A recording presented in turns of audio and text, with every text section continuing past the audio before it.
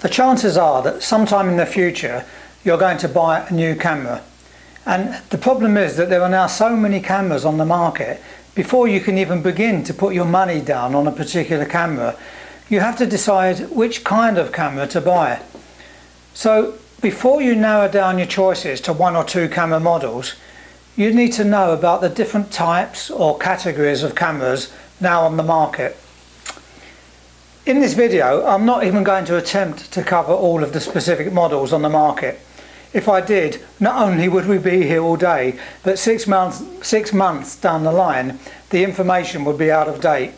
So instead, I want to try and rationalise the seemingly endless variations in cameras and then group them together.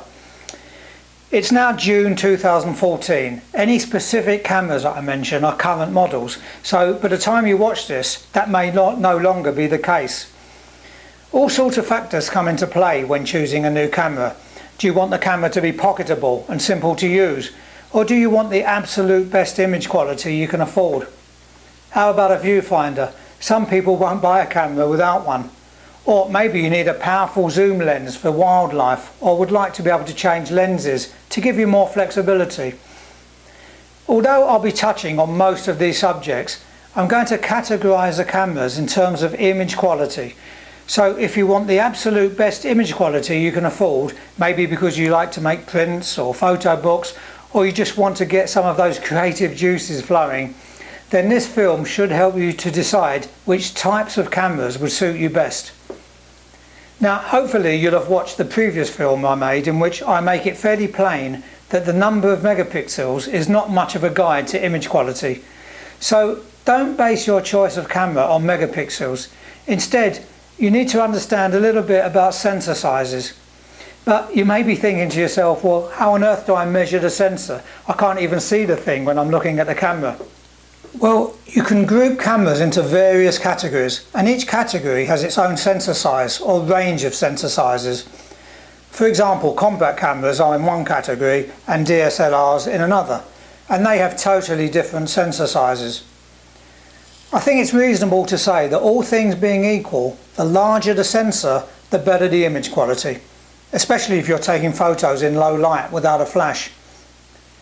Images from cameras with smaller sensors will generally show more noise in low light photos than cameras with larger sensors.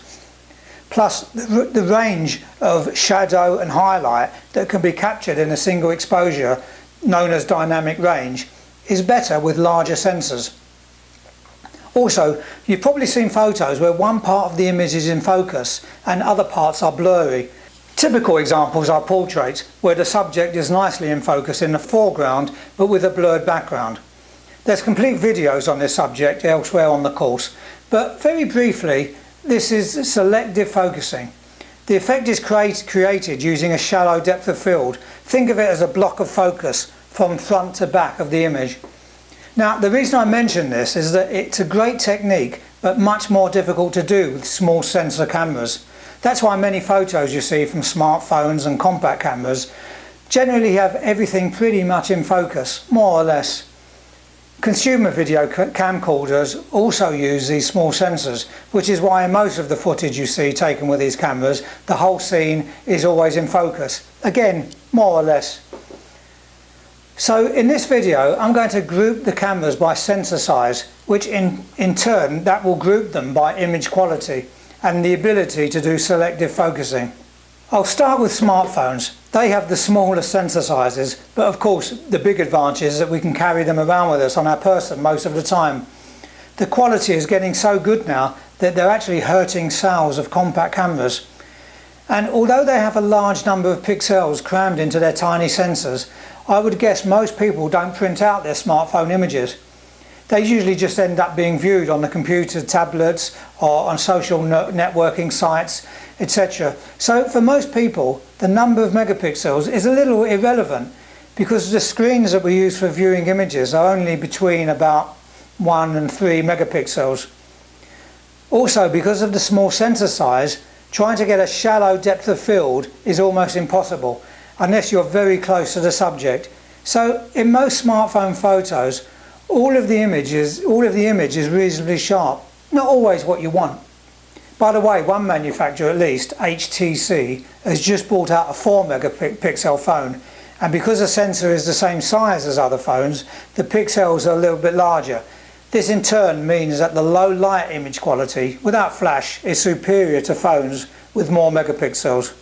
Next we have compact and bridge cameras. You can see from this chart the relative sizes of the sensors. After smartphones, they have the smaller sensor sizes.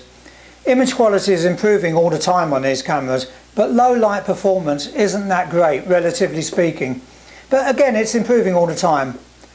The big drawback is the lack of control over depth of field, so it's difficult to do selective focusing unless you're taking macro type photos, in which case the background usually goes blurry anyway because the camera is so close to the subject. Bridge cameras look like mini DSLRs, so I wonder whether some people buy them thinking they'll get the quality and flexibility of a DSLR. But in fact, in terms of image quality, bridge cameras are more akin to compacts because they have the same sensor size.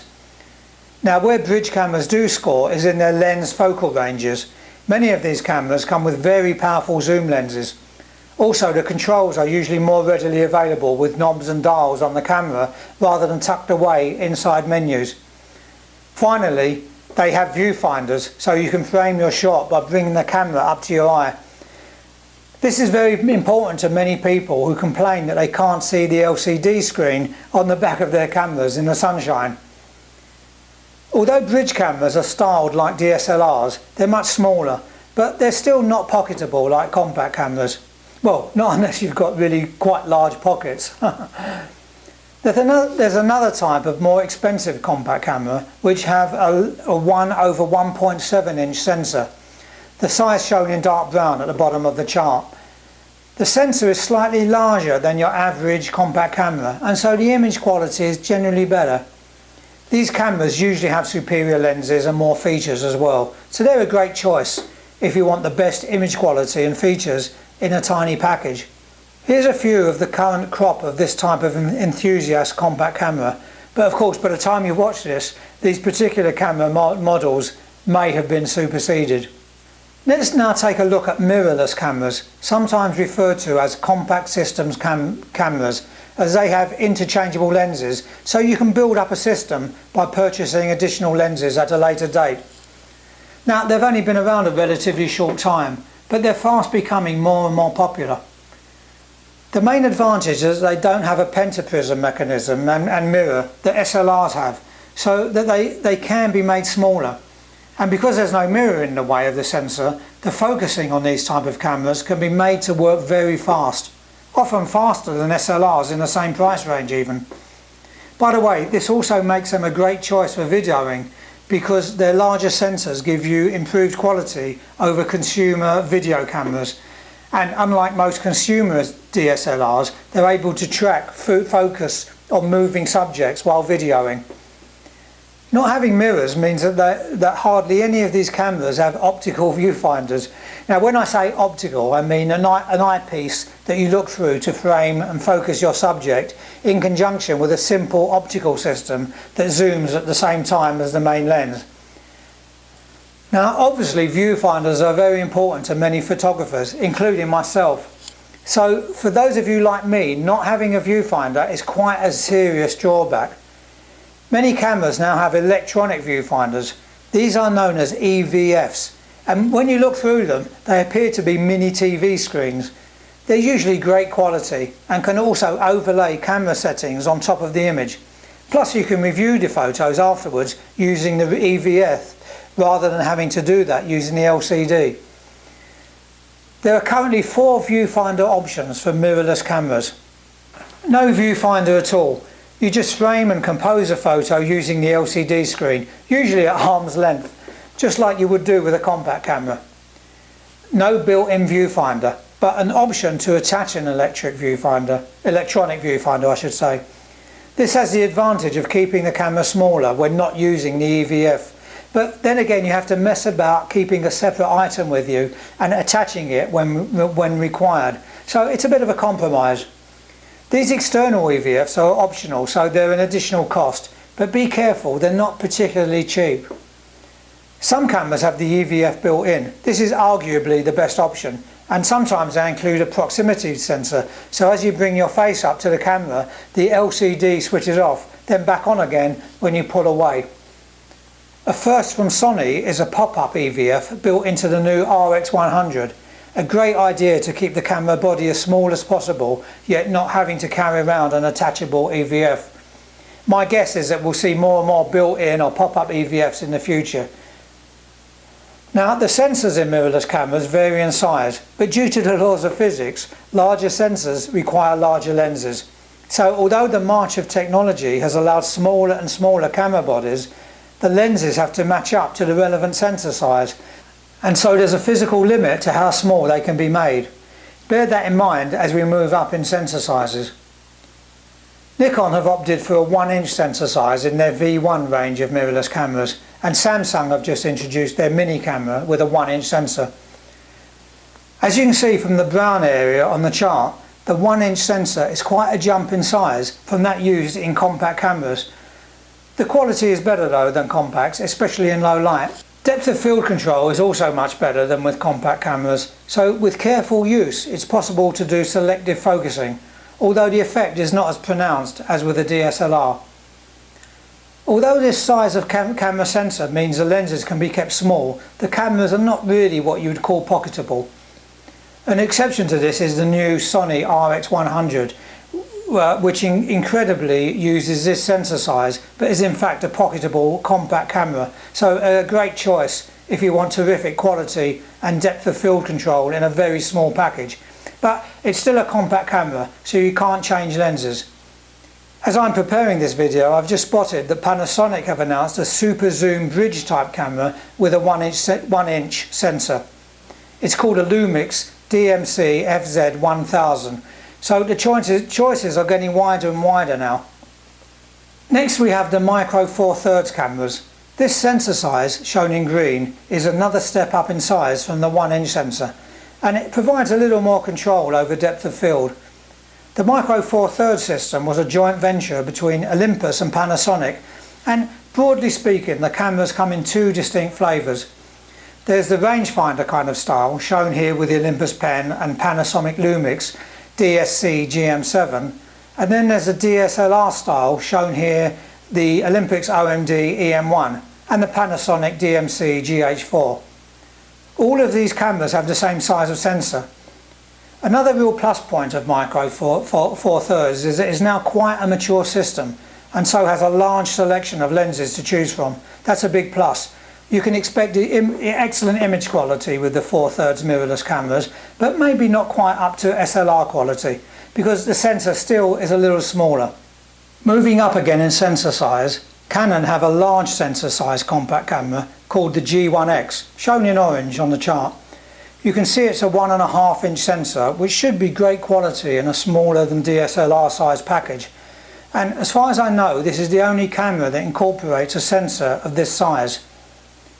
The APS-C sensor size, shown in dark blue, is used in most prosumer DSLR cameras, so called because they're used by consumers and professionals. The quality of these sensors and cameras is wonderful and improving all of the time, and you have great control over depth of field, so it's quite easy to get creative and to do selective focusing. When I made a video on this subject a couple of years ago, I think I'm correct in saying that other than the newly announced Sony Nex cameras, APS-C sensors were only available in DSLRs. Since that time, several other types of cameras have been announced with the APS-C size sensors, and they come in several flavours.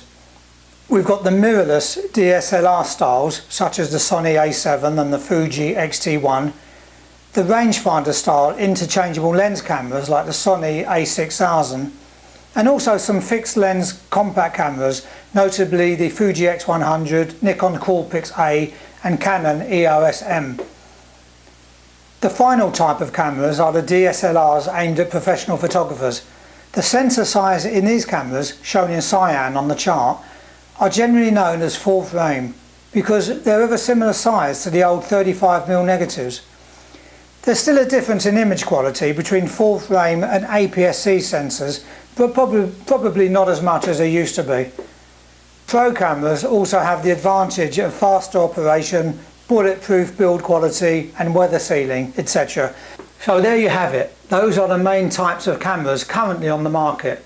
And although I've concentrated on sensor size, other factors like lenses, sensor quality, image processing, number of megapixels also influence the quality.